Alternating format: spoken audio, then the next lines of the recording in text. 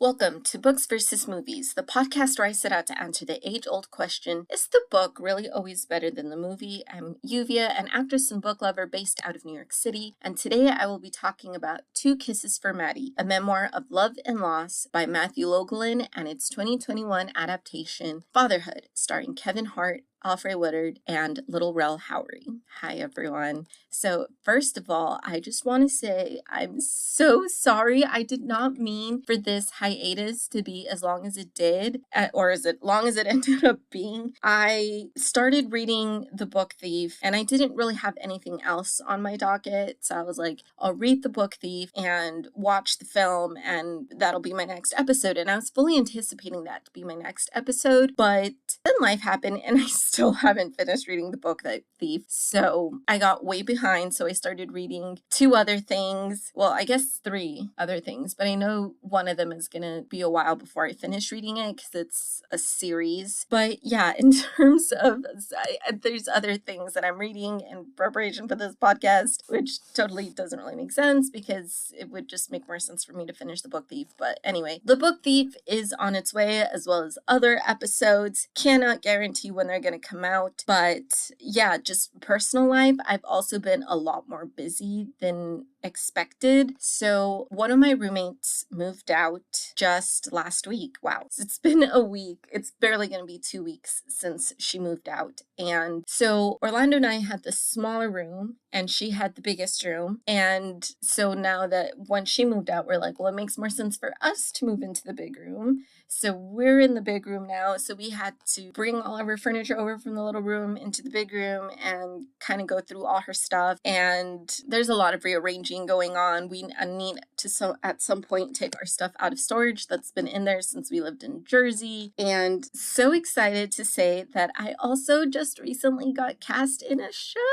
Yes, so we open in 2 weeks, and that's been taking up most of my time and my attention, and it's been so fun. Last year, I was booked and blessed in terms of I did so many commercials last year, and if you are on YouTube, you may or may not have seen me already. I know I've had several family members and several friends say, oh my gosh, I just saw you on a commercial. I still haven't seen this commercial myself, but I'm so glad so many people are seeing it. And I will do commercials. Doing commercials is fun. It's fun to be on set. They pay very well, but they're not creatively fulfilling for me.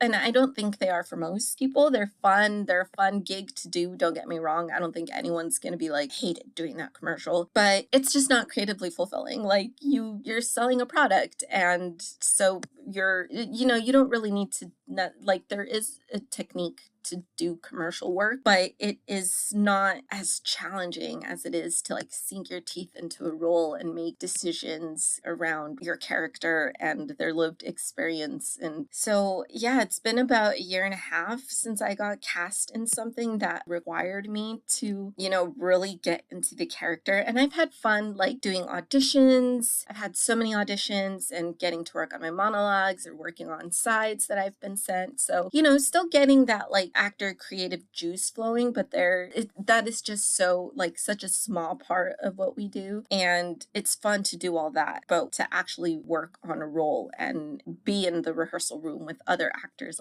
there's just nothing like it. So I'm really excited. So I've been busy and I'm very happy about it. I'm so excited for the show. If you happen to be in New York City, we run the week of August 4th, pretty much run from starting August 4th, which is a Monday, until that Saturday, which is I think August 8th, August 9th, something like that, at the New Perspectives Theater Festival. This is the theater festival that they have going on, and there's Program A and Program B. I'm part of Program B, but you should definitely still check out Program A if that's something you're interested in. But yeah, just really wanted to give that update because that's why I've been a little bit slower when it comes to my reading life, and just a lot of things going on personally. So yeah, but I'm very excited to be back with a new episode. So you know what? Let's just get started. Two Kisses for Maddy, a memoir of love and loss by Matthew Logelin, was first published in 2011. Now, Matt Logelin, this is his memoir telling the story about the first year of his daughter Maddy's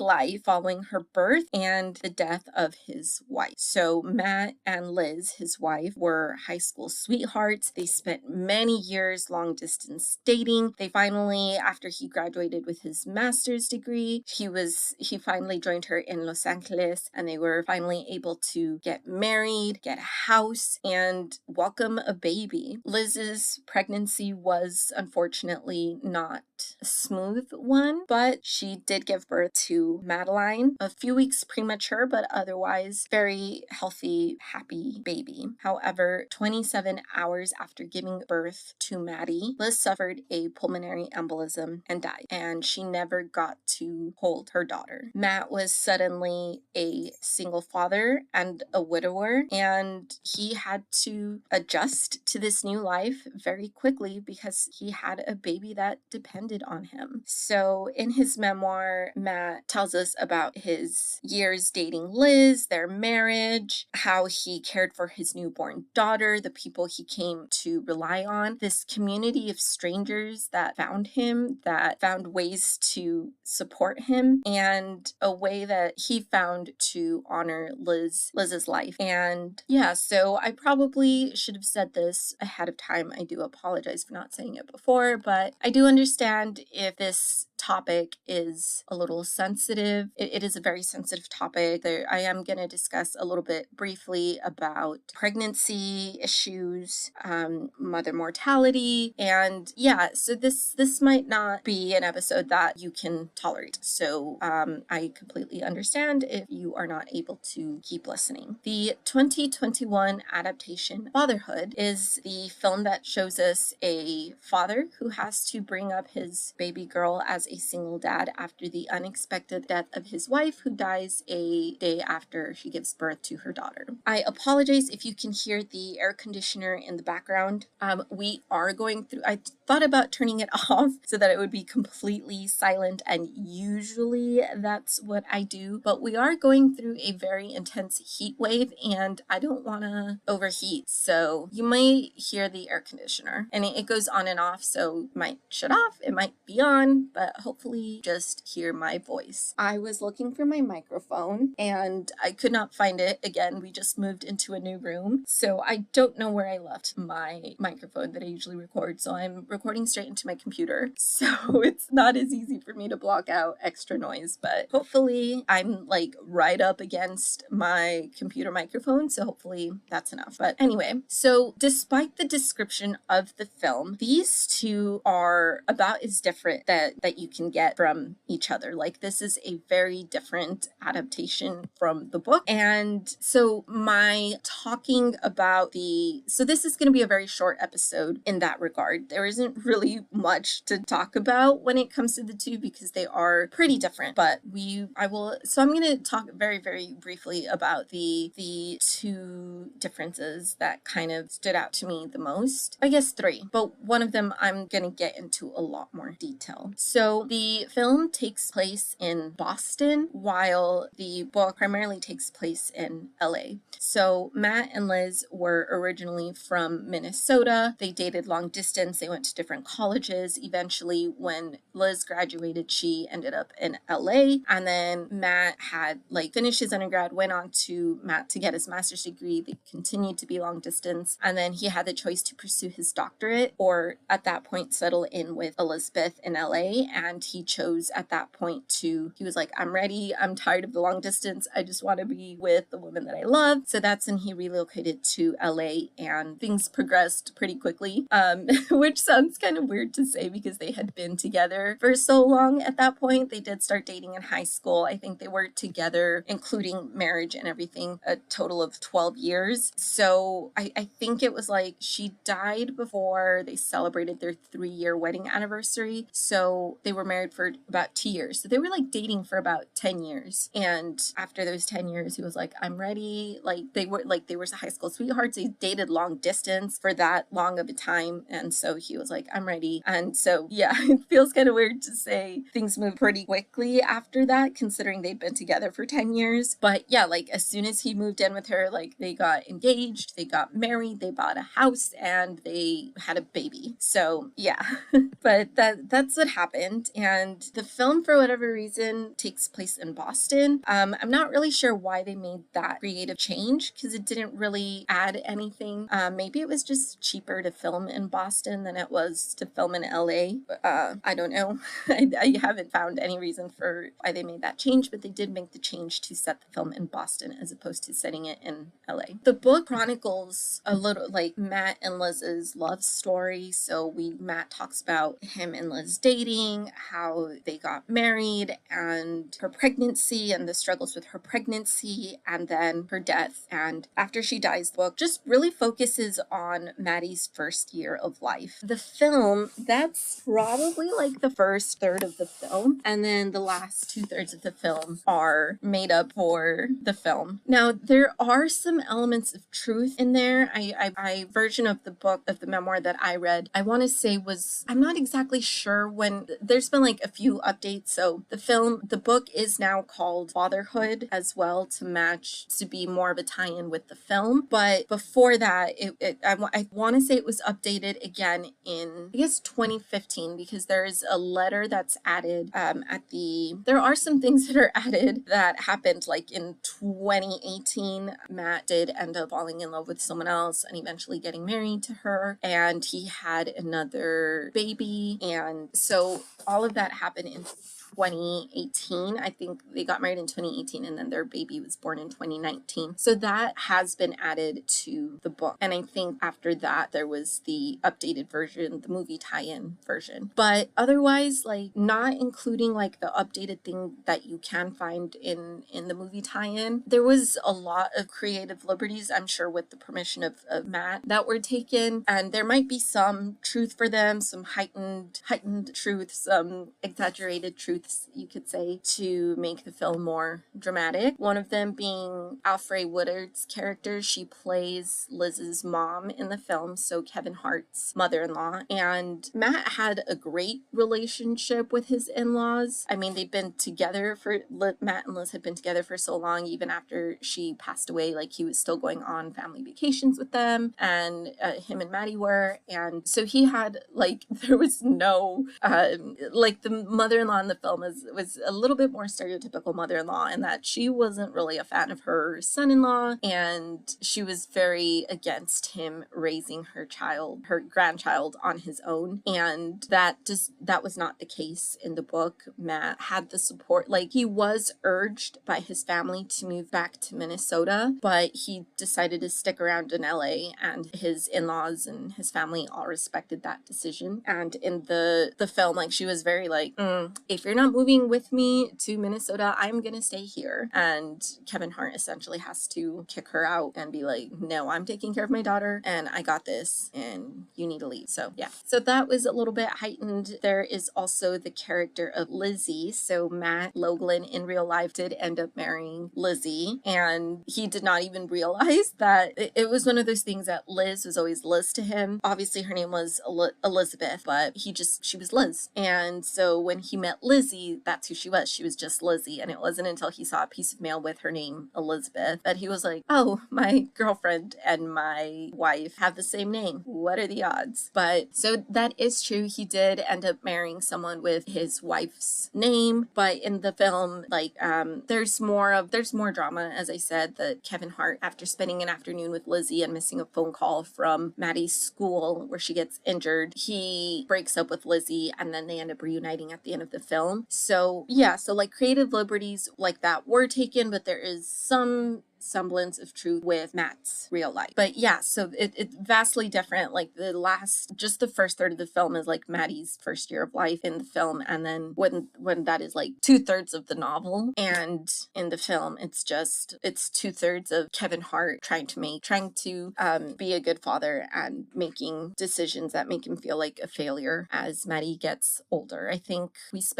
Maddie in the film is about 7 or 8 years old. So yeah, so that's really the only thing to talk about in terms of difference. The other difference that I want to talk about is Kevin Hart. We know he's a black man. Matthew Logelin is a white man. So I'm not really sure how it ended up. I don't know the exact details of how it ended up being Kevin Hart that played the role of Matthew. But originally this memoir was going to be turned into a film, a Lifetime film. So it was going to be one of those like Lifetime films. And then after that didn't pan out, Channing Tatum was attached to play the role of Matthew. And then that didn't pan out. And then eventually it went to Kevin Hart. And like I said, I don't know the logistics. Like, I don't know if after it fell through with Channing Tatum, like Kevin Hart heard about this and was like, I'll do the role, or if it didn't pan out with Channing Tatum, like the creative team reached out to Kevin Hart and see if he would be interested. So I don't know like those logistical details, but there is an interview at the back of the book, the movie tie-in, in which Matthew interviews Kevin Hart, and one of the things they talk about is Kevin Hart being interested in taking this role. Like, he was very interested in bringing the role of Matthew to life because he wanted to bring a more positive depiction of Black fatherhood to film. There aren't a lot of films that depict Black fatherhood in a positive light. And he also wanted to take this opportunity so mother mortality rates are high, and those numbers are even higher for Black women. Black women die at much higher rates during pregnancy and childbirth than white women or other women of color. And so that's something that Kevin Hart also wanted to bring attention to. In fact, the real life Liz Logelin, and the dramatized version of her in the film, died of a pulmonary embolism, which is what Serena Williams almost died of after she gave birth to her daughter Alexis. So this could have ended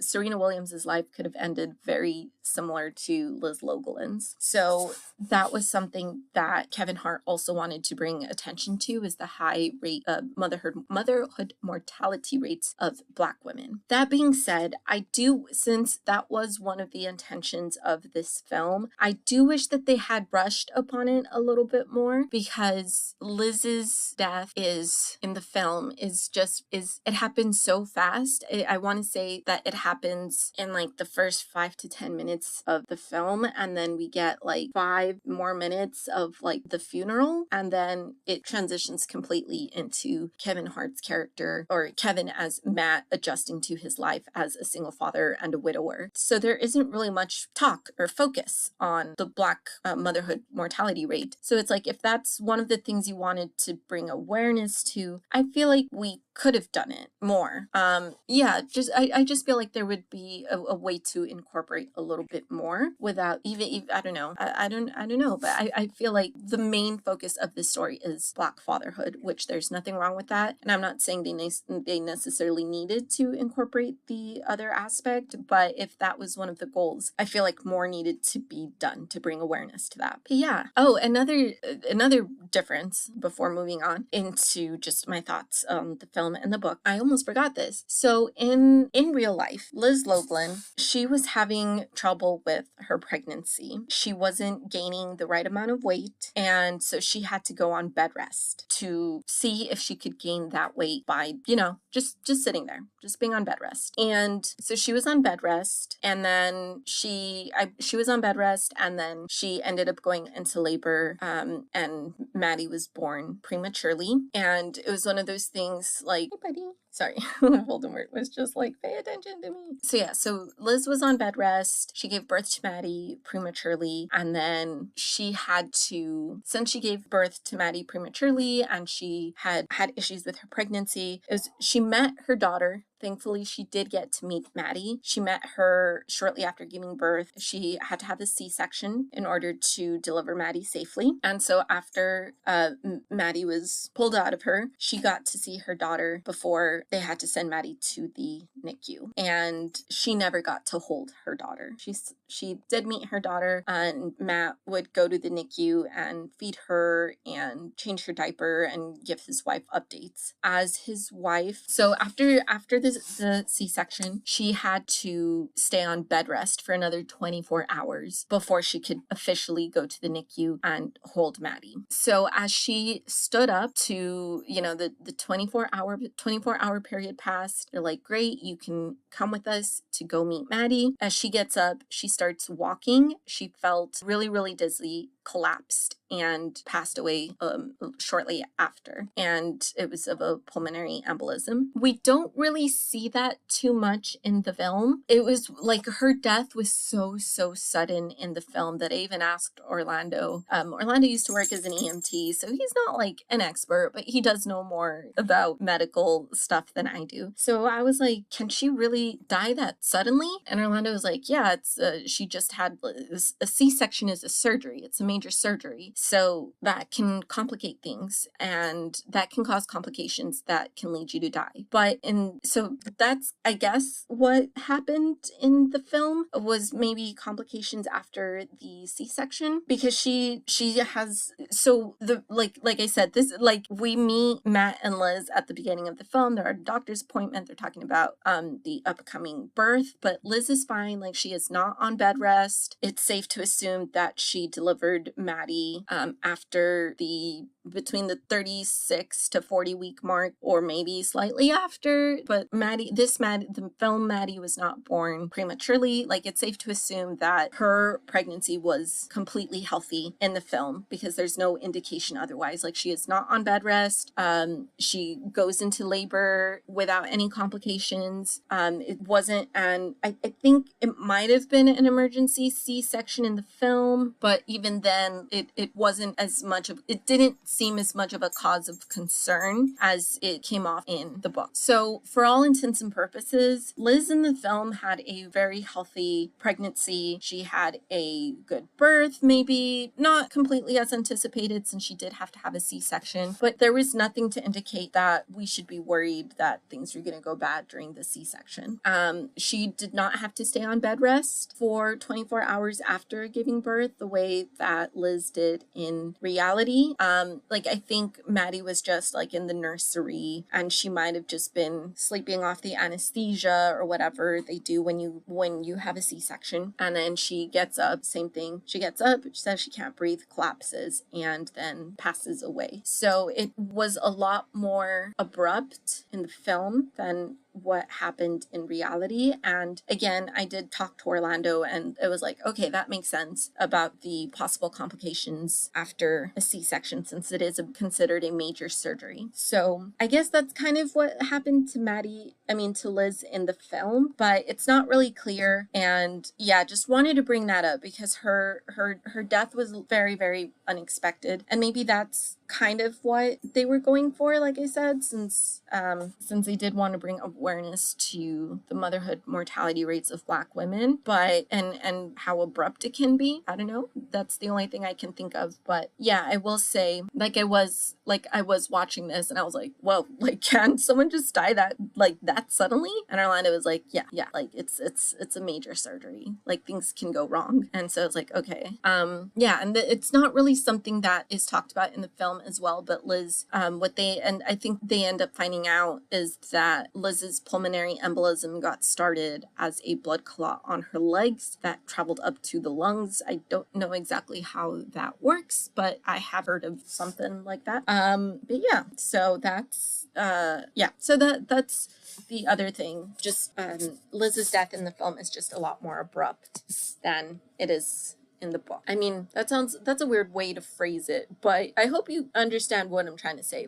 Not that anyone expected Liz to die, but it's I can see how, she was already having issues with her pregnancy, and this led to this led to this, as opposed to just like how abrupt Liz's death in the film was. But anyway, moving on. Yeah, so Two Kisses for Maddy actually won the 2011 Goodreads Choice Award. It won for readers' favorite memoir and autobiography, and overall it has pretty positive reviews. It has a total of 4.01 rating based off of 8,863 ratings. So it has pretty good numbers, and it did win the favorite memoir and autobiography category. But I will say the people that are giving it terrible reviews, and there are a few with that have given it terrible reviews, but the consensus from what I've seen that has prompted people to give this such a low rating is Matthew Logelin himself. Now, I understand where they're coming from. Like, a lot of these people, let me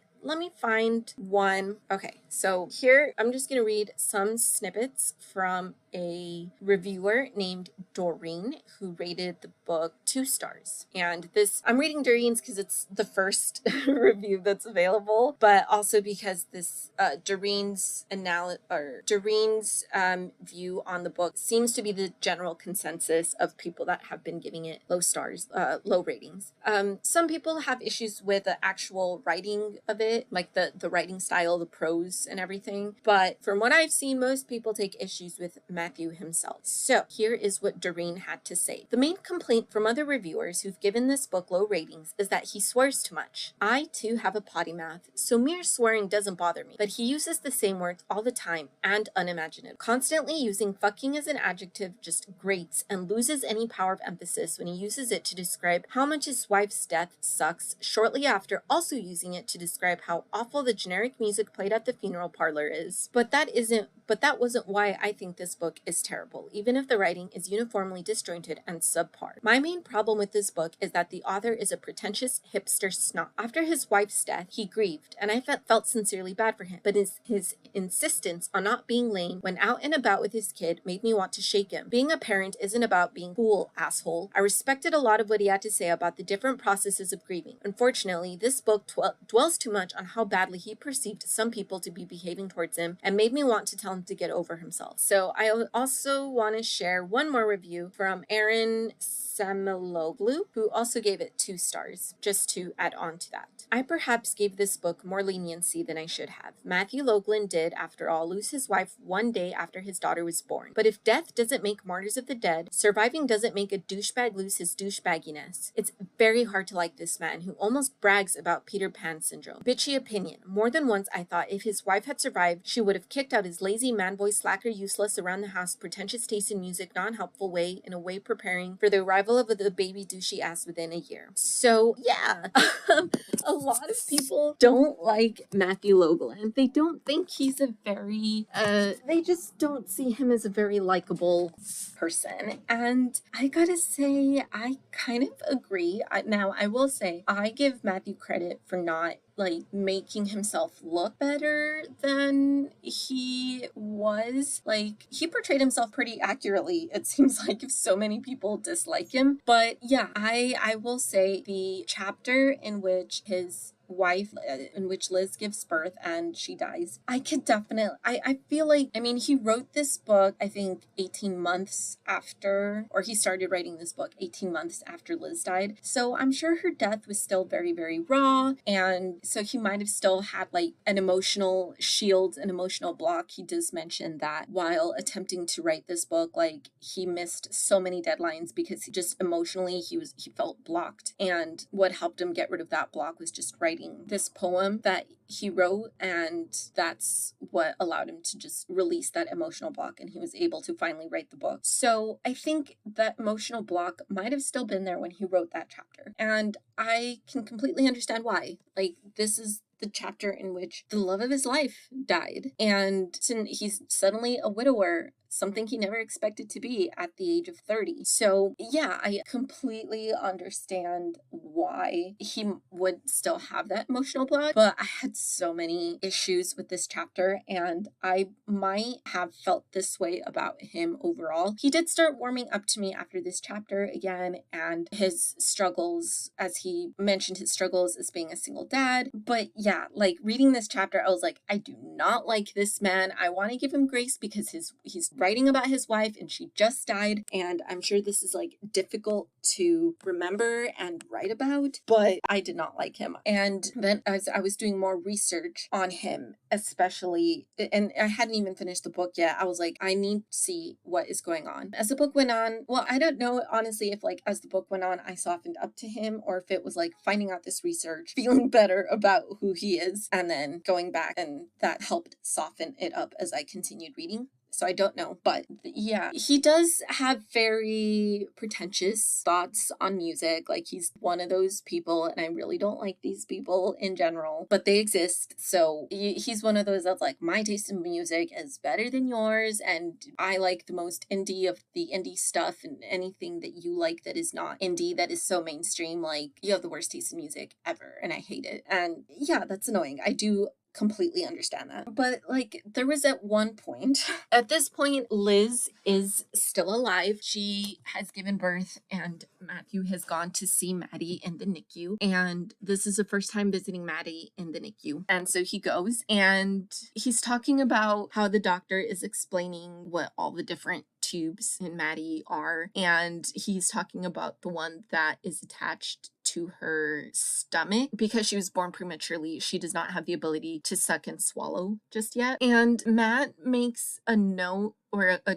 joke in which he's like, what, I was like so worried about my daughter that I couldn't even appreciate the double entendre of what the doctor just said. And I was like, dude, you're talking about your daughter, who's your newborn daughter who's in the NICU. Like, that's gross, man. Like, why would you even say that? I don't know. I also don't really like, look, kids say funny stuff, and sometimes they say things that can be double entendres without them even realizing it, because they're kids. There's a difference between kids doing something like that naturally, and like not just parents, but like adults making comments like that does make me uncomfortable, because it's like they're kids. There's no need, and this is your newborn daughter who's in the NICU. Like, that's weird. So yeah, I didn't really like that. There's also a part in which I was like rolling my eyes so hard, because he's talking about how they had two separate diaper bags, a diaper bag for Liz, and they found a really manly diaper bag for him. And I was just like, oh my gosh, dude, like, is your masculinity so fragile that you have to have a quote unquote manly diaper bag? Because you just can't have like a regular diaper bag. It has to be a manly one. Get out of here with that. Like, that just irritates me to no end. So I was like, oh my gosh. So like there was comments like that bugged me and did not make me like him. His sense of humor is incredibly dry, and there is that aspect, but I do feel like it was full force in this chapter. Like, you can see hints of it in the other chapters, but this one I was like, all right, again, I'm trying to give him grace, because I do understand he's talking about probably the worst day of his life, and he's like using humor to cope, but it was still just like such an eye roll when I read that, especially because once he is a single dad, he talks about the way he's treated, the amount of women especially that are like, where's your wife? Why are you by yourself with your kid? Like, he was treated differently for being a single dad than being single mom, and like he was denied access to a parenting group that was a women's parenting group, because they're like, well, we talk about sensitive things on here and we don't want anyone to feel uncomfortable because you're a dad, like, because you're a man. And he was like, well, but I, like, you guys, because they were essentially talking about like changes their body has gone through in graphic detail, essentially about breastfeeding, things like that. And he was like, well, I mean, I can't relate to like the body changes messages or like the breastfeeding, but like any other insights that you're providing, like that's would be beneficial for me as a parent. And he was denied access to that group. And so like some of the other people in that group didn't agree with the fact that he wasn't allowed in that group. And so they started a new parenting group in which everyone, as long as they were parents, were welcome. So he's talking about the way he's being treated as a single father. And it's like, so like stereotypical gender roles are harmful and like you're experiencing that yourself. So why do you got to talk about how like your manliness is getting hurt by the fact that you don't have like a manly bag? And then he also talked about like how he would get so irritated to see like, cause he's like a huge baseball fan and he would go to baseball games and he would like roll his eyes whenever he went to baseball games and there were like little girls in their baseball gear, but like girly baseball gear, like wearing little skirts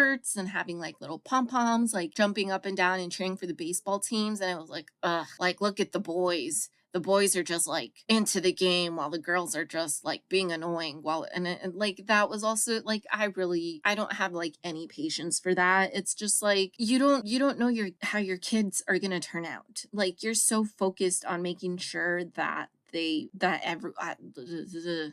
like, so what if they're like little, like they're still enjoying the game, they're enjoying the game in a different way than the boys are, but they're still enjoying the game, so why does it matter? And that, yeah, like that just that kind of like gender ideology just really bothers me, where it's like oh, why can't they just like sit down and watch the game like the boys? And it's like, well, maybe your daughter will be like the boys, you don't know. So speaking of, one of the things I ended up finding out that kind of in doing my research that kind of started, I was like, all right, he's not like, I think he's just making some jokes because he's like, his wife's death is still very, very fresh. And this is how he's coping, and they're just not landing. And because there hasn't been much updates on Matt and Madeline. He used to have a blog, which is how a lot of people found him. He started the blog mainly to provide updates to his friends and family who did not live in LA with him, and this was like a quick way to update them on what was going on his, Liz, and Maddy's life. And then once Liz died, it was a way for him to express his grief and the things he was experiencing as a parent. And that's like his readership grew, and that's when a lot of strangers ended up wanting to pitch in and help him, and a lot of them did. And eventually, like once he started feeling better, he's like, it feels weird for me to keep all this money. And so he started the Liz Logelin Foundation, and that foundation is to help any parent that finds himself in his situation, that they're unexpected widowers and unexpected single parents. And so that foundation provides financial assistance to those families. So that's great. And there hasn't been much updates on, eventually the blog ended up closing down. He stopped writing it, and there wasn't really much updates beyond that. The last update I found was from when Maddy was 13. Maddy is in 2025, 17. So it's been about 4 years since we've received an update, and we are by no means entitled to updates, regardless of how many updates he provided in the past. This is definitely not a complaint against like, you need to update us on your daughter's life, or no, like he's entitled to, like, if now he wants to live his life in privacy with his wife and his 2 daughters, he's more than welcome. I'm just simply saying that I don't know what updates have been made in their personal life since then, but the most recent update was when Maddy was 13, and it's a picture of Maddy, Kevin Hart, and Melody Hurd, who plays Maddy in the film, and it's a picture of them on set. But it very much seems like Maddy did grow up to be a tomboy. At one point,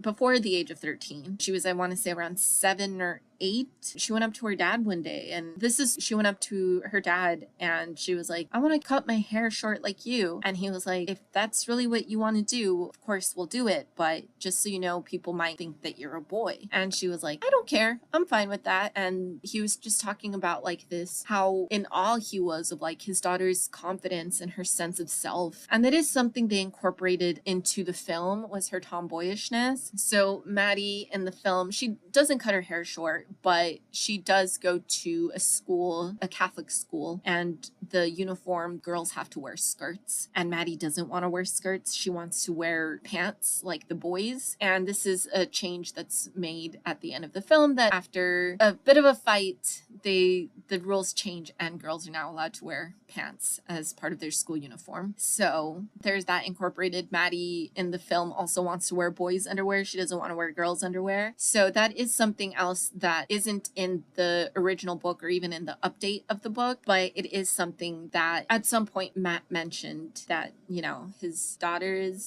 seems to be like she's a tomboy, and she was even his best man, in quotes, at his wedding to Lizzie. And yeah, so that's reading those things. It did soften me up a lot toward Matt, and I was like, okay, as long as he's not like forcing these like gender stereotypes down his daughter's throat, then that's fine. And so that's kind of was I read those updates and I saw it's like, you're doing a great job, Matt. You're doing a great job. Maddy seems to be, there was an interview with Kevin Hart and Matt Logelin on the Kelly Clarkson show where they were there to promote the film. And Kevin Hart himself was like, at this point, this is when Maddy was 13. And Kevin Hart was like, she's such a great kid. Like, Maddy's such a great kid. So, you know, Matt was so worried about being a single dad. And I'm sure there's a lot of parents out there who are worried about being single parents. But yeah, so that is it for this episode. I'm trying to think if there's anything else I want to say, but I think that's pretty much it. If you liked this episode, leave it a rate, or if you're liking this podcast, leave it a rating and review, share it with one of your friends. Let's get our listenership up, and yeah, see you next time. I don't know what the next book is going to be. I'm hoping it'll be The Book Thief,